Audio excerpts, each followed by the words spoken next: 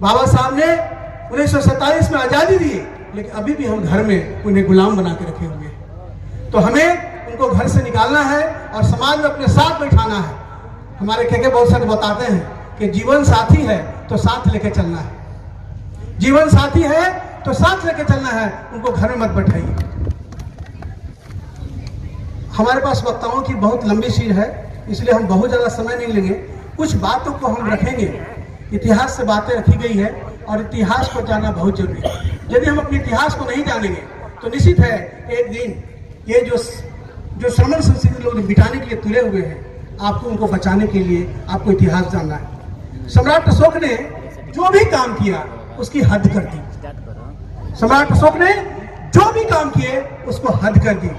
लोग बोलते हैं कि दुनिया में दूध दही की नदियां बहती थी, भारत सोने की चिड़िया था, ऐसा ही थोड़े था।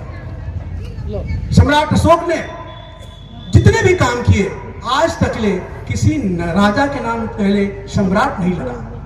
इसके पीछे कारण था कि सम्राट अशोक ने वो काम किया जो आज तक किसी राजा, भारतीय राजा नहीं किया। उन्होंने त्याग की भी सीमा दी। रोड, कुआं, सराय, गलियों में तरह तरह के धर्मशालाएं, तरह तरह के अस्पताल और भिक्षुओं के लिए संघ भी बनाए। क्या नहीं उन्होंने किया, उनकी गिनती किया जाए। अंतिम विजय जब शस्त्र का उन्होंने कलिंग की चढ़ाई किया कि मगध के राजा पूरे देश को जीतने गए, अफगानिस्तान की चिंता रखते थे लेकिन कलिंगा को नहीं जीत पाते थे, तो सम्राट अशोक ने कलिंग पर चढ़ाई कर दी।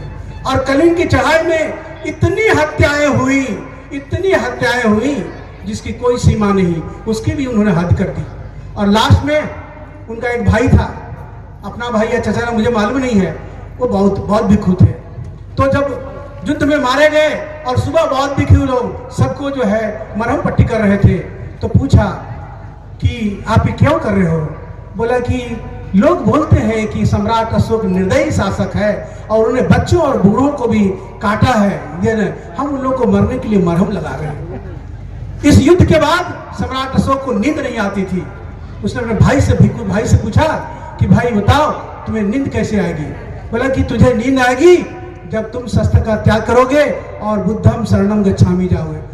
तब सम्राट अशोक ने अपना शस्त्र का त्याग कर दिया और पूरे राजकोष जो है, अपने राजकोष को उन्होंने जनता के लिए खोल दिया और बौद्ध धर्म के प्रचार के लगा दिया। इस तरह से सम्राट अशोक ने जो भी काम किया वो एक सीमा है। बच्चों की बात में आती है, एक सांची का स्तूप है। लास्ट ईयर हम लोग नहीं जा पाए, कुछ लोग हमारे बीच में हैं जो गए थे। विदिशा के पास सांची का स्तूप है जो सबसे फेमस स्तूप माना जाता है। वो इस्तेमाल इसलिए है कि वहाँ के जो बौद्धाचार्य हैं उसे सम्राट अशोक पूछे कि आप बताओ कि आपने कोई धर्म के प्रचार में कमी तो नहीं रह गई? बोले कि हाँ सम्राट जी, एक चीज कमी रहेगी, अभी तक ले आपने अपना कीमती धन जो है दान नहीं किया है। बोले वो क्या चीज है? आपका जो प्यारा पुत्र है किंग महेंद्र जो है, जो अनमैरिड है, और संघमित्रा जो बेटी है, उसको दान नहीं किया है। तो उन्होंने वही सांची के स्तूप में वो दान कर दिया और वही सांची का स्तूप से वहां एक चले गए इंडोनेशिया और एक चले गए श्रीलंका, जो प्रचार में कभी वापस नहीं है। मैं यहाँ जितने लोग जुटे हुए हैं, चाहे मौर्य वंश को हो, चाहे रविदास वंश हो, किसी वंश को हो, क्या अपने बच्चों को, अनमैरिड बच्चों को दान करना समाज के लिए चाहते हैं? सवाल आएगा कि नहीं। तो आप आजादी की बात बोलते हो, शासन की बात बोलते हो, तो कैसे होगा? जब सम्राट अशोक ने दान कर दिया अपने बच्चों को और प्रचार प्रसार पूरी जीवन लगा दिया, कभी उनके बच्चे वापस नहीं आए। इंडोनेशिया वही उन्होंने जीवन अंतिम प्रचार में व्यतीत कर दिया। मैं आपसे बोलता हूं कि हमारे जो बिहार के लेनी बोलते थे कि 100 में 90 भाग हमारा है और 10 का शासन नहीं चलेगा, तो कैसे आप उसमें जाओगे? पहली पीढ़ी को बोलते हैं कि गोली खाएगा और दूसरी पीढ़ी को बोलते हैं कि लोग जेल में सड़े। मैं जेल का 11 साल डॉक्टर रहा हूं। 11 साल डॉक्टरों में देखा हूं कि वहां पर ST, SC, OBC, माइनॉरिटी के लोग सब रहे हैं, उनको कोई सूद लेने वाला नहीं है। मुझे याद है कसमार का लड़का 5 राइफल के साथ पकड़ा के आया था, जादव जाति का था, और उसको ऐसे पुलिस घसीट के लाई थी। मैंने पूछा कि क्या बात है जी? बोला सर मेरा राइफल पकड़ा गया और हमें घसीट के पुलिस इतनी मारी है, मैं शरीर देखा वो बाम है। तो इंस्पेक्टर साहब हैंड ओवर कर दिए, चले गए, बाहर चले गए। मैं बोले खड़ा हो, खड़ा हो। तो एरिया कमांडर है ना, कहाँ खड़ा हो मेरे सामने। उसको मैं खड़ा किया, उसका पैंट खोल के देखा कितना जख्म है, उसको अस्पताल में भर्ती किया और 3 महीने तक उसको दवा दारू किया और इतना खिलाया उसको, इतना खिलाया कि पूरे बाद में वो शेर बन के निकला वहां से। तो अपने लोगों को ऐसी जगह मदद करने की जरूरत पड़ती है। यदि आप इनको मदद नहीं करोगे तो सत्ता में इनकी संभव नहीं है। बहुत खुशी लग रहा है कि कई लोग बाहर से यहाँ आए हुए हैं और सबका अपना अपना मकसद है आने का, और उस मकसद में हम लोग तभी तमाम होंगे कि अपने बच्चों को संघमित्रा और किंग महेंद्र की तरह से तैयार करना होगा। एक हमारी रैली होने जा रही है आगरा में जिसका नाम है धम्म सेवक संघ।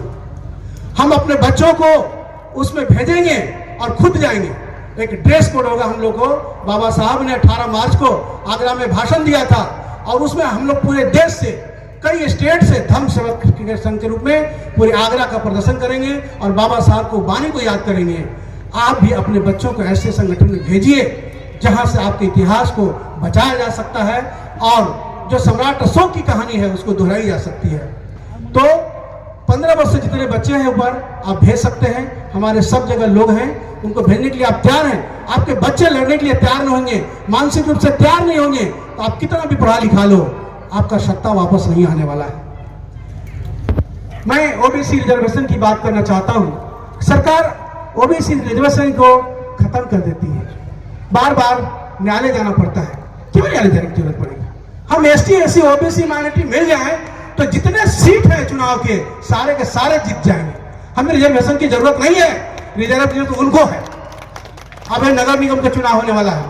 एक भाई ने बोला कि भाई रिजर्वेशन खत्म हो गया, अब जब तक सरकार फैसला नहीं होगा तो ओबीसी चुनाव नहीं होगा। तो हमने रविपाल जी को बोला कि एक मीटिंग करो। 36 वार्ड पार्षद हमारे मेदिनीनगर नगर निगम में है। हमने बोला कि भाई देखो, एक तो एसटी का है और 2 एससी का, 3 को तो जीत के करेंगे। बाकी जो सीट है 33 को, उसमें एसटी एससी ओबीसी को और माइनॉरिटी को बांट लो। 18 को सीट जो है ओबीसी 1 को दे दो और 18 में माइनॉरिटी ओबीसी 2 को दे दो। आपके सारे सीट निकल जाएंगे, आपको रिजर्वेशन की जरूरत नहीं है। जरूरत है मोहल्ले मोहल्ले गोलबंद करने के लिए। हम अपना चुनाव हर मुद्दे पर जीत सकते हैं, लेकिन सत्य यही होगा कि अपने बंदूक का प्रयोग, अपने ताकत का प्रयोग अपने से कमजोर लोगों पर, अपने परिवार पर मत करो। अपने से कमजोर लोगों पर, अपने भाई बंधुओं पर कभी मत प्रयोग करो, क्योंकि ये जो प्रयोग कर रहे हो आप, आपकी शक्ति छीन हो जाती है और आपस में लड़के आप बर्बाद हो जाते हो। आप जाति मत देखो, आप काम देखो। यदि आप सेना के अध्यक्ष हो, आप कमांडर हो, तो अपने नीचे जितने लोग जाति के लोग होते हैं सबकी सेवा करना, रक्षा करना अपना कर्तव्य होता है। तभी आप किसी भी चीज में आगे कामयाब हो सकते हो। मैं अपनी वाणी को यही विराम दूंगा, क्योंकि हमारे बहुत से लोग हैं। एक वादा आप लोग से लेके जाएंगे यहाँ से। आप लोग हमारा पाटन थाना में, अभी पड़वा थाना में चला गया, छछेरी ग्राम है, वहाँ पर एक बौद्ध विहार जीर्णशीर्ण अवस्था में पड़ा हुआ है। अगले साल हमारी कोशिश होगी कि उस बौद्ध विहार को हम लोग बनाने का काम करेंगे और तमाम लोगों से हम उम्मीद करेंगे कि अगला कारवा जो है छछोरी ग्राम, जो सम्राट अशोक का टाइम का जो बौद्ध विहार है, उसको रिनोवेट करने का प्रशासन से काम करेंगे। हम तमाम लोग से उम्मीद करेंगे कि उस सभा में भी आने का आप लोग अभी से मन बनाइएगा। धन बल छल जैसे भी करना उसको करेंगे। बहुत बहुत साधुवाद, धन्यवाद।